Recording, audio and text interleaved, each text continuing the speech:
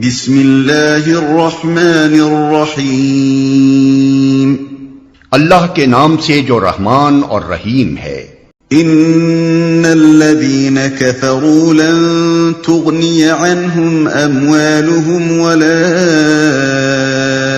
اولادہم من اللہ شیئا وَأُولَئِكَ هُمْ وَقُودُ النَّارِ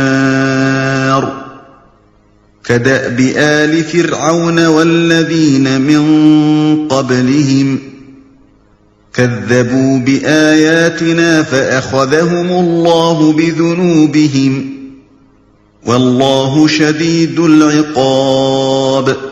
جن لوگوں نے کفر کا رویہ اختیار کیا ہے انہیں اللہ کے مقابلے میں نہ ان کا مال کچھ کام دے گا نہ اولاد، وہ دوزخ کا ایندھن بن کر رہیں گے۔ ان کا انجام ویسا ہی ہوگا جیسا فرعون کے ساتھیوں اور ان سے پہلے کے نافرمانوں کا ہو چکا ہے کہ انہوں نے آیات الہی کو جھٹلایا، نتیجہ یہ ہوا کہ اللہ نے ان کے گناہوں پر انہیں پکڑ لیا، اور حق یہ ہے کہ اللہ سخت سزا دینے والا ہے۔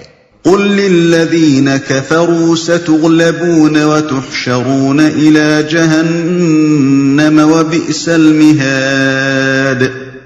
پس اے محمد، جن لوگوں نے تمہاری دعوت کو قبول کرنے سے انکار کر دیا ہے ان سے کہہ دو کہ قریب ہے وہ وقت جب تم مغلوب ہو جاؤ گے اور جہنم کی طرف ہانکے جاؤ گے، اور جہنم بڑا ہی برا ٹھکانہ ہے۔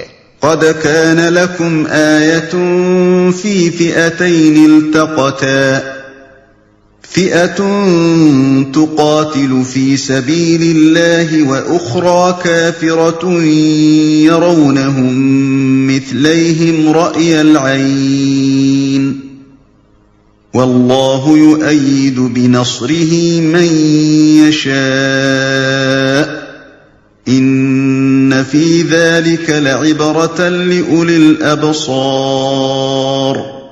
تمہارے لیے ان دو گروہوں میں ایک نشان عبرت تھا جو بدر میں ایک دوسرے سے نبرد آزما ہوئے۔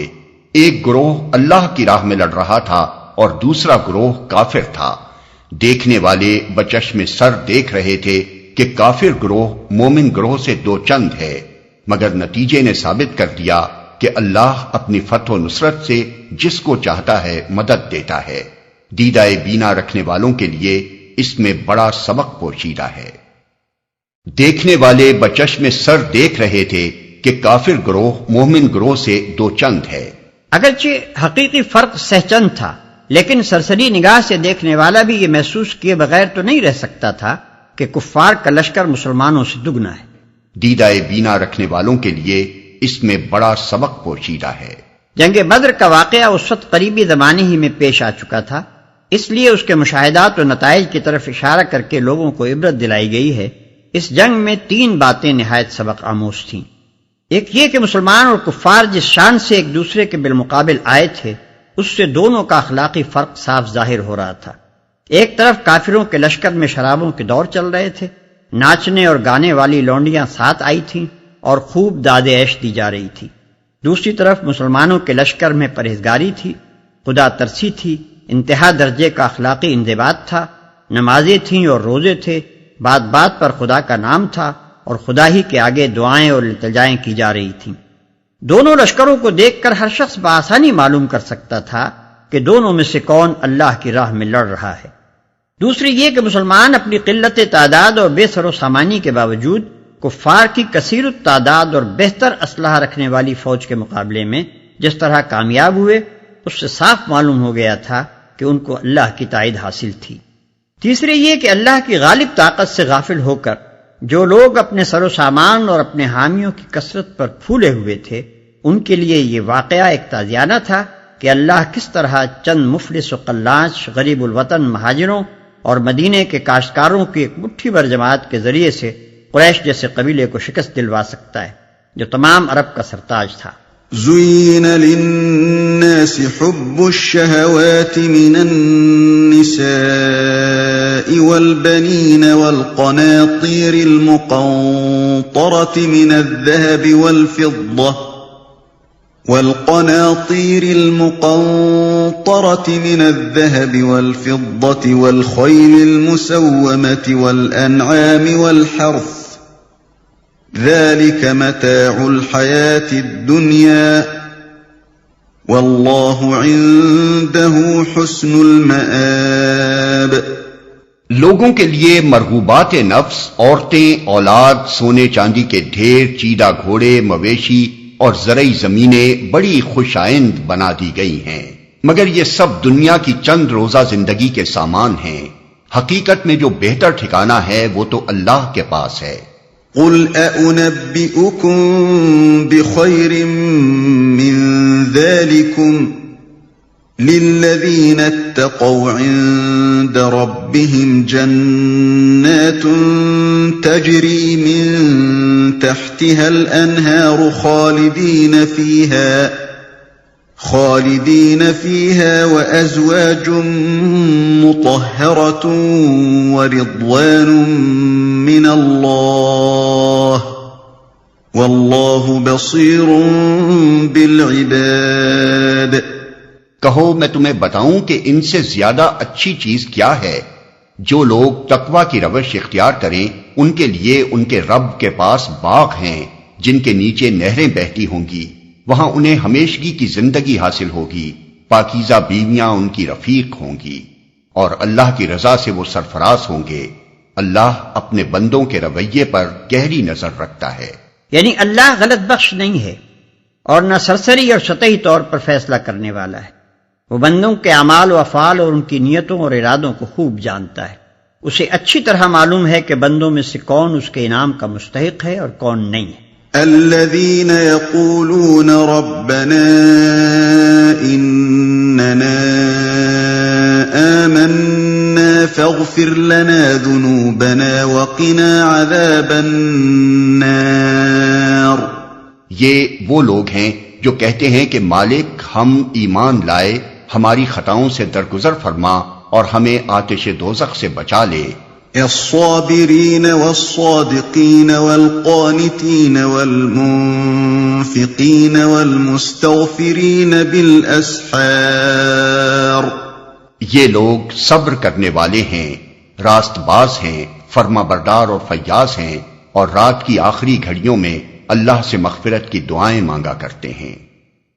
یہ لوگ صبر کرنے والے ہیں، یعنی راہ حق میں پوری استقامت دکھانے والے ہیں، کسی نقصان یا مصیبت سے ہمت نہیں ہارتے، کسی ناکامی سے دل شکستہ نہیں ہوتے، کسی لالچ سے پھسل نہیں جاتے، اور ایسی حالت میں بھی حق کا دامن مضبوطی کے ساتھ تھامے رہتے ہیں جبکہ بظاہر اس کی کامیابی کا کوئی امکان نظر نہ آتا ہو۔ شہد اللہ انہ لا الہ الا هو والملائکۃ واولو العلم قائما بالقسط لا الہ الا هو العزیز الحکیم۔ اللہ نے خود شہادت دی ہے کہ اس کے سوا کوئی خدا نہیں ہے، اور یہی شہادت فرشتوں اور سب اہل علم نے بھی دی ہے۔ وہ انصاف پر قائم ہے، اس زبردست حکیم کے سوا فی الواقع کوئی خدا نہیں ہے۔ اللہ نے خود شہادت دی ہے کہ اس کے سوا کوئی خدا نہیں ہے۔ یعنی اللہ جو کائنات کی تمام حقیقتوں کا براہ راست علم رکھتا ہے، جو تمام موجودات کو بے حجاب دیکھ رہا ہے، جس کی نگاہ سے زمین و آسمان کی کوئی چیز پوشیدہ نہیں، یہ اس کی شہادت ہے، اور اس سے بڑھ کر معتبر عینی شہادت اور کس کی ہوگی کہ پورے عالم وجود میں اس کی اپنی ذات کے سوا کوئی ایسی ہستی نہیں ہے جو خدائی کی صفات سے متصف ہو، خدائی کے اقتدار کی مالک ہو اور خدائی کے حقوق کے مستحق ہو۔ یہی شہادت فرشتوں اور سب اہل علم نے بھی دی ہے۔ اللہ کے بعد سب سے زیادہ معتبر شہادت فرشتوں کی ہے، کیونکہ وہ سلطنت کائنات کے انتظامی اہلکار ہیں، اور وہ براہ راست اپنے ذاتی علم کی بنا پر شہادت دے رہے ہیں کہ اس سلطنت میں اللہ کے سوا کسی کا حکم نہیں چلتا، اور اس کے سوا کوئی ہستی ایسی نہیں ہے جس کی طرف زمین و آسمان کے انتظامی معاملات میں وہ رجوع کرتے ہوں۔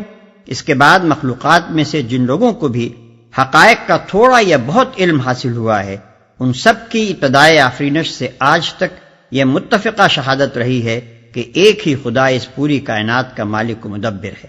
إن الدين عند الله الإسلام وما اختلف الذين أوتوا الكتاب إلا من بعد ما جاءهم العلم بغيا بينهم ومن يكفر بآيات الله فإن الله سريع الحساب۔ اللہ کے نزدیک دین صرف اسلام ہے۔ اس دین سے ہٹ کر جو مختلف طریقے ان لوگوں نے اختیار کیے جنہیں کتاب دی گئی تھی، ان کے اس طرز عمل کی کوئی وجہ اس کے سوا نہ تھی کہ انہوں نے علم آ جانے کے بعد آپس میں ایک دوسرے پر زیادتی کرنے کے لیے ایسا کیا، اور جو کوئی اللہ کے احکام و ہدایات کی اطاعت سے انکار کر دے، اللہ کو اس سے حساب لیتے کچھ دیر نہیں لگتی۔ اللہ کے نزدیک دین صرف اسلام ہے، یعنی اللہ کے نزدیک انسان کے لیے صرف ایک ہی نظام زندگی اور ایک ہی طریقہ حیات صحیح و درست ہے، اور وہ یہ ہے کہ انسان اللہ کو اپنا مالک و معبود تسلیم کرے اور اس کی بندگی و غلامی میں اپنے آپ کو بالکل سپرد کر دے، اور اس کی بندگی بجا لانے کا طریقہ خود نہ ایجاد کرے، بلکہ اس نے اپنے پیغمبروں کے ذریعے سے جو ہدایت بھیجی ہے ہر کمی و بیشی کے بغیر صرف اسی کی پیروی کرے۔ اسی طرز فکر و عمل کا نام اسلام ہے، اور یہ بات سراسر بجا ہے کہ کائنات کا خالق و مالک اپنی مخلوق اور رعیت کے لیے اس اسلام کے سوا کسی دوسرے طرز عمل کو جائز تسلیم نہ کرے۔ آدمی اپنی حماقت سے اپنے آپ کو دہریت سے لے کر شرک و بت پرستی تک ہر نظریے اور ہر مسلک کی پیروی کا جائز حقدار سمجھ سکتا ہے، مگر فرماروائے کائنات کی نگاہ میں تو یہ نری بغاوت ہے۔ آپس میں ایک دوسرے پر زیادتی کرنے کے لیے ایسا کیا۔